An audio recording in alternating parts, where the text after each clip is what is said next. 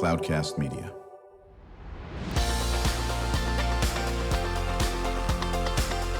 Drew Schlosberg Spotlight on the Community Show, amplifying the voices of social impact organizations, entrepreneurs, local nonprofits, and other community champions who shape the culture, creativity, and connectivity of San Diego.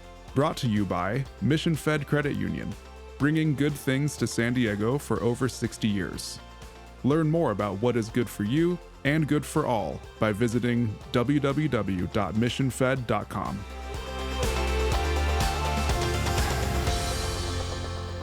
I'm Drew Schlosberg of Cloudcast Media. You're going to be listening to another edition of Drew Schlosberg Spotlight on the Community Show. We are the nation's longest running community podcast. We are in our 20th year.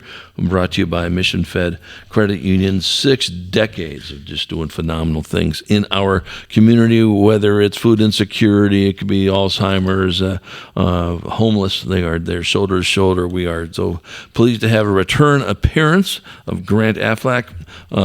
He was chatting with another group he works with. This one here is the Trauma Intervention Programs of San Diego County as a volunteer, and Grant is as executive director of the TIP, better known Trauma Intervention Programs of San Diego County.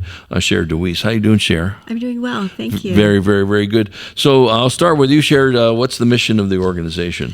Well, our mission is to support survivors of trauma to make their long-term recovery less painful, basically. And how long have you been doing this? I've been with TIP for 15 years. I started as a volunteer. Okay, and how long has it been going on? We are on our 41st year here in San Diego, started in Oceanside. Right. And how long have you been involved, Grant? Going on 3 years. 3 years, okay. What got you interested in this? Heard about it in the community, and it sounded like something that was right up my alley, and it has been. Right. So now the type of things that you're dealing with it's the people that have been in any type of trauma, correct?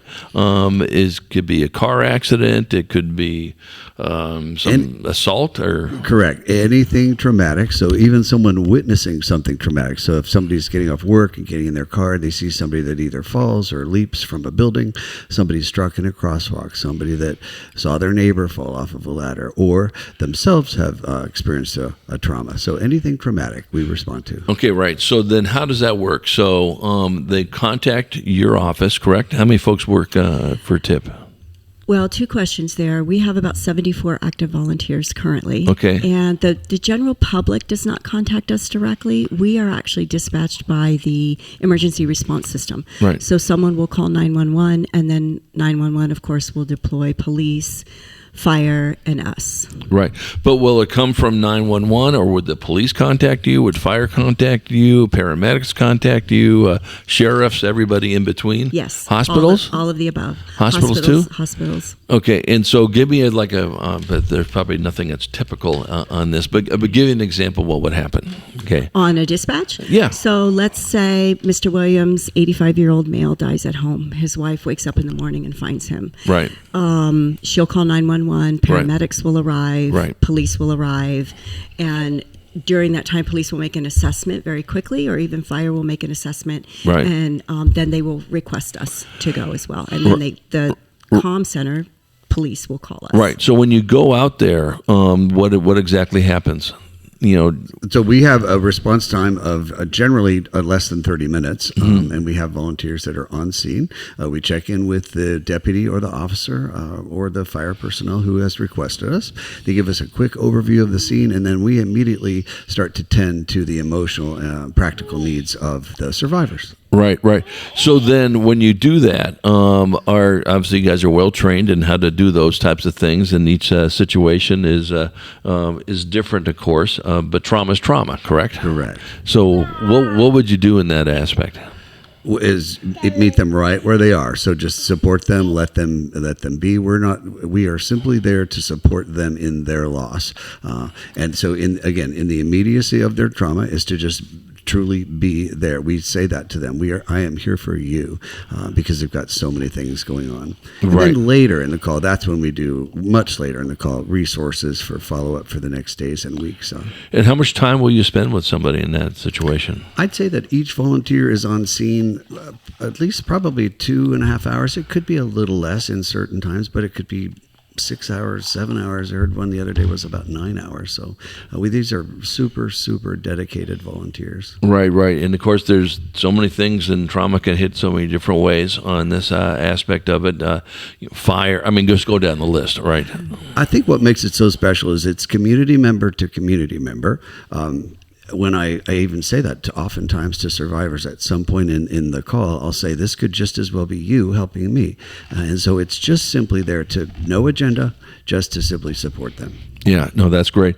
And so, with this, how much training did it take for you to do, Sher, when you first started on this? And I'll ask the same question of Grant. And then what do you require of your volunteers? Well, we have a 36-hour in-classroom training over a 10-day period of time. So it's pretty intense. Right. We then have a 3-month field training period following that, where we pair up our new volunteers with veteran volunteers on scene so that they're working together, partnering on scene together. And then after that period of time, they serve on their own. Right. Regularly. And so when you went through your training, Grant, obviously it's all volunteers. You chose to do this aspect of it. What was the most amazing takeaway when you started being trained to do this? How well run the program is, how they've thought of everything, and it's a comprehensive training. I was so impressed by it. So yes, I learn a lot. They teach you. There's a lot of role playing, right, for what to do and different things you might encounter. And as you said, you can't imagine the different kinds of right. Exactly. The training. Obviously, you have learned to know how to handle a tough situation, to say the least. In this aspect of it. Was it hard for you when your first volunteer opportunity coming in and dealing with someone who had just amazing trauma? So it's difficult to be around that level of grief and that level of sadness. Yeah. But the training is so well done that they teach you how to simply be that peaceful presence. Just do as much as you can to just facilitate their. Right. I mean, do you have to have a certain personality to do that? I mean, not everyone can do that aspect of it. Correct. It's difficult. Now, this is definitely not for everyone. Right. But if you've got a peaceful heart and want to help people, that's what this is. I know I would want somebody to help me. Right. Exactly. How do you not get? And I'll start with Sher on this. How do you not get into the story themselves? How do you?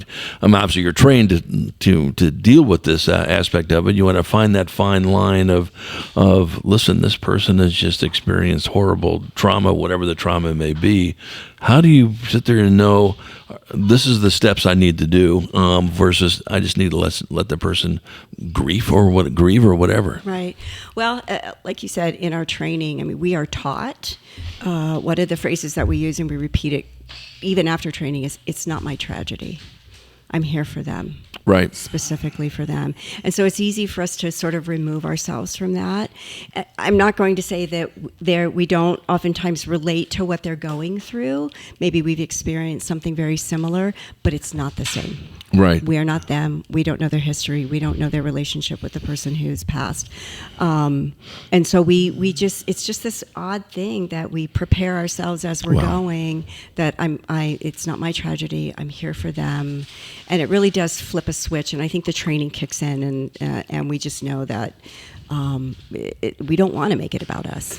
And there's so much to it. The fact that it's a privilege that we've been asked there by the first responders. Correct. So we are constantly being watched, how we act, our demeanor, what we say, kind of more importantly, what we don't say. We know what not to say, and we don't get in the way. We're there to support. So we're there on the first responder scene to facilitate. So this allows the first responders to do all that they are required to do without having to tend attend to the emotional needs. Well, obviously, 40 years, you guys have been doing a great job, to say the least, and a very important job. And they were not going to have you on call to go and talk to these things, unless you can do that. Not everyone can do those types of things.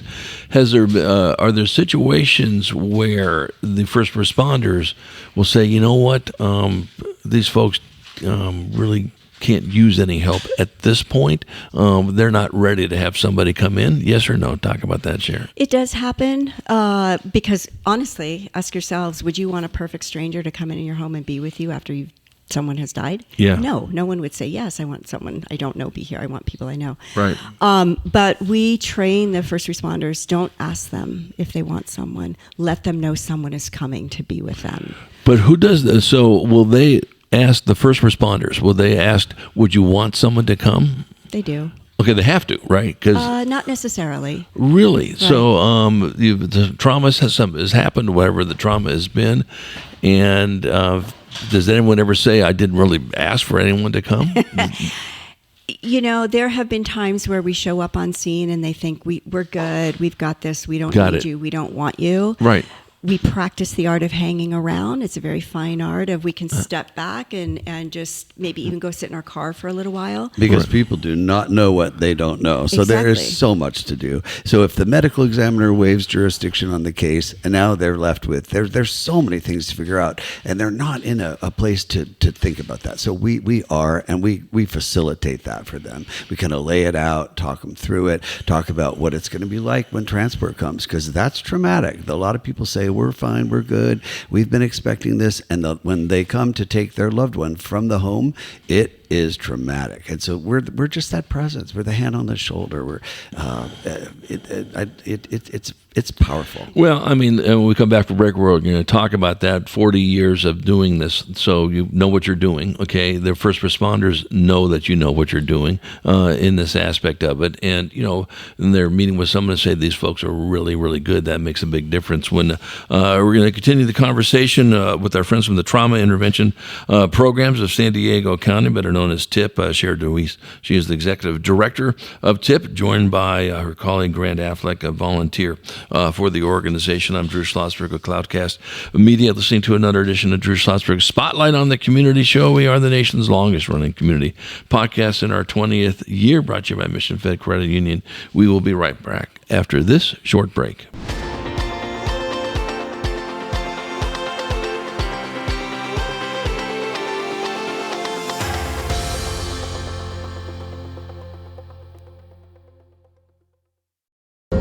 When you do your banking with Mission Fed, you get great rates on auto and home loans.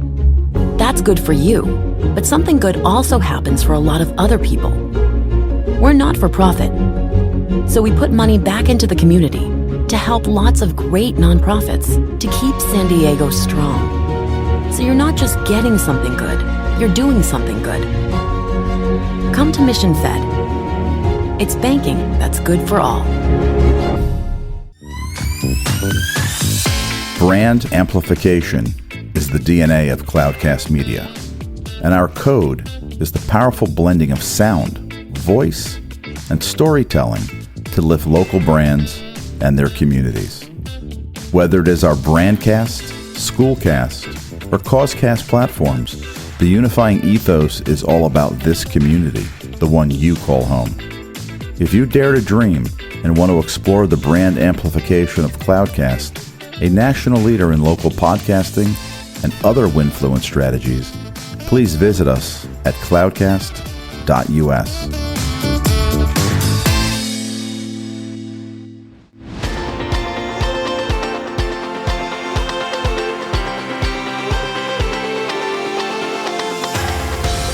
I'm Drew Schlosberg of Cloudcast Media. Listen to another edition of Drew Schlosberg Spotlight on the Community Show, brought to you by Mission Fed Credit Union. So pleased to have in the studio with us tonight, or today I should say, Trauma Intervention Programs of San Diego County, better known as TIP. Sher DeWeese is the executive director, joined by Grant Affleck, volunteer. So how many times are you guys called, Sher, during any year? Then how many visits do the volunteers do? So last year we had just over 1,000 calls, 1,042 calls. Oh my goodness! Is there a day that goes by that you're not called? Probably, but most likely you cover almost every day. We're on call 24/7, 365. So you'll come out at 4 in the morning. 4 in the morning, Christmas morning, Thanksgiving night. Any time of the day or night. And we have multiple volunteers on call at any given time. Well, trauma doesn't know a time, doesn't know a date, and all that business. Grant, how many calls have you been on? Into the hundreds. Oh, my goodness. Yeah. I could write a book, only I can't because of HIPAA. But right, exactly. But, right. It is such a privilege, really. It's an honor to be a guest in someone's home, to support them at the worst Is it always time. at the home? No. It could be at the scene, correct? It could be a workplace shooting. It could be a death in a casino. That happens a lot, like heart attacks. Really? Even on sovereign nation. So we respond. That's pretty fascinating that they have allowed us to come onto their land. Sher, you want to talk about that? Right. We just secured an agreement with Sequan tribal community. So congratulations. Yeah, thank you. We respond to Paula, Palma Valley, Rincon. Right. Now, is there people they don't pay a fee, right? It's all volunteer. How does that? How do you sustain yourself for one? Well, we do have contracts with our partner agencies, so with law enforcement, with the county, fire departments, with the cities. So there's a contract with that. There is a contract with that, right? Okay. We also do a lot of donations. We receive a lot of donations. So, fundraising. Obviously, you've done this 40 years, not you personally, but and so you've gone out there, and certainly people that know that hey, they're talking to their friends or family and all that business. We're so sorry for Uncle Louie's loss and all that business. Terrible, he drowned in the pool or whatever. And now they say, but this great group came. Tip, can they call you without having to go through? You have to go through first responders. Right. Got it. First responders, and then so we get feedback. So they send out at the 3-month mark after the loss. They ask the family, "What was it like to have our volunteer so and so with you that night?" And then they have a chance to feedback, and it's incredible. The people write things like, "They were our angel. They were our rock. We would have never gotten through this." And people will say that to me. They'll say, "I don't know what I would have done without you." And I always say, "Well, you would have figured it out, but I'm glad I was able to assist." So, and there are so many different ways to be involved in the program. So you can be a crisis team volunteer.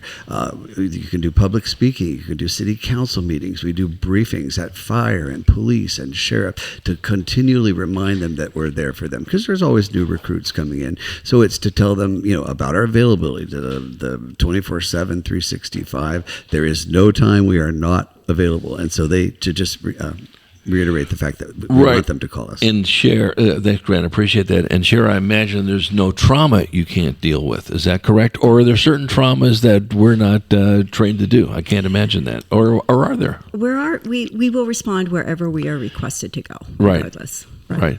So does it make a difference what it is? Yeah, Grant? But the key is we're not counselors and we don't give advice. So we're there simply for support. But it's effective. It really is. It's dramatically effective. Right. So, just fascinating on this. Well, can't thank you folks enough for coming in and sharing that. What's the website where they can get a hold of you? www.tipsandiego.org. Very, very good. And do you folks, take donations? Of course we do. Okay, is there a big donate button on the website? There is, right on our first page. You can do events at all to raise money at all? We haven't in quite a while. Okay. Correct. Our biggest event of the year is our volunteer appreciation event that we hold in April, just to acknowledge and recognize our volunteers and the work that they do. And our focus is to foster our current enrollment of our volunteers, and then so we're always having new academies. We have about 3 training academies each year. Yeah. Right. Yeah. So on that. You're always looking for more volunteers, correct? Correct. Yeah, they can find that information on the website. There's there of how to volunteer and when our next academies are, and then how to respond to that and submit their name if they're interested. And the director will call and talk about that with them and see if they're a good fit. No, that sounds great. Well, Grant Affleck, always good seeing you. Sher, just absolutely pleased. What a great organization you have, really dealing with some people at some of the toughest times that they have on that. And shout out that website one more time if you can share it. tipsandiego.org. Very good. I'm Drew Schlosberg of Cloudcast Media. You've been listening to another edition of Drew Schlosberg Spotlight on the Community Show, brought to you by Mission Fed Credit Union. To our listeners, we hope you enjoyed the interview. Thanks. You've been listening to an episode of Drew Schlosberg's Spotlight on the Community Show, amplifying the voices of social impact organizations, entrepreneurs, local nonprofits, and other community champions who shape the culture, creativity, and connectivity of San Diego community. Brought to you by Mission Fed Credit Union, bringing good things to San Diego for over 60 years. Learn more about what is good for you and good for all by visiting www.missionfed.com.